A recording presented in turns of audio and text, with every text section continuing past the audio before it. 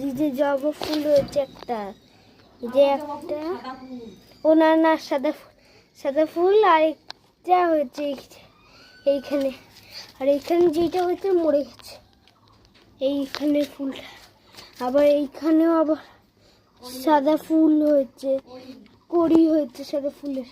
আর এই যে দেখো জবা ফুল, জবা ফুল জবা ফুল হয়েছে, দেখো জবা ফুল, দেখো এই জবা ফুলটা হেভি হয়েছে। এই যে ভিতরে লাল আবার সাদা, বাইরে অরেঞ্জ কালার।